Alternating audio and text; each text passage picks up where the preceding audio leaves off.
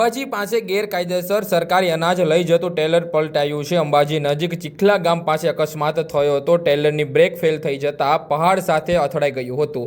41 ton સરકારી અનાજની બોરીઓ જાહેર માર્ગ પર પડી ગઈ અને બોરીઓ ઉપર government of Haryana, government of Punjab લખેલું હતું।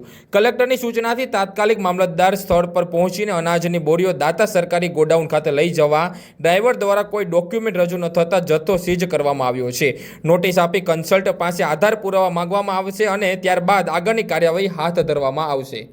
જી સૌપ્રથમ તો આપના જેવા પત્રકારો, જાગૃત પત્રકારો છે એમનો હું આભાર માનું છું કે તેમને અવારનવાર આવી માહિતી આપતા રહે છે।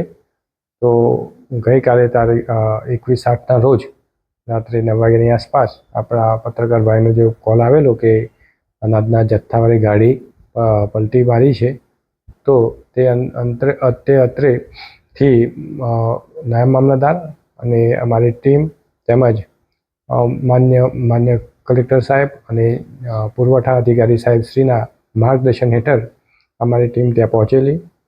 ત્યાં પહોંચતા જોયેલું કે અનાજના જથ્થાઓ લગભગ ઘઉં હતા અને જે બારદાન ઉપર government of Haryana, government of Punjab લખેલું, એટલે પ્રાથમિક દ્રષ્ટિએ તે સરકારી અનાજનો જથ્થો જણાય છે। પણ અને ડ્રાઈવરને ત્યાં પૂછતા ડ્રાઈવર અત્યાર સુધી કોઈ પણ અધિકૃત આધાર પુરાવો રજૂ કરી શકેલ નથી, જેથી આપણે પ્રાથમિક દ્રષ્ટિએ સરકારી માની હાલે ત્યાં ગોડાઉનમાં અનાજનો જથ્થો આપણે સંગ્રહ કર્યો છે। લગભગ 40 ટન જેટલો અનાજનો જથ્થો છે અને તે સીઝ કરવાની કાર્યવાહી હાલે ચાલુમાં જ છે। સીઝ કર્યા પછી માન્ય કલેક્ટર સાહેબના હસ્તે મૂકવામાં આવશે તમામ, અને ત્યાં જિલ્લા પુરવઠા અધિકારી શ્રી અને કલેક્ટર સાહેબના ત્યાં તેનો કેસ ચાલશે અને જે આખરી નિર્ણય આવે તે રીતે આગળની નિયમ અનુસારની કાર્યવાહી કરવામાં આવશે।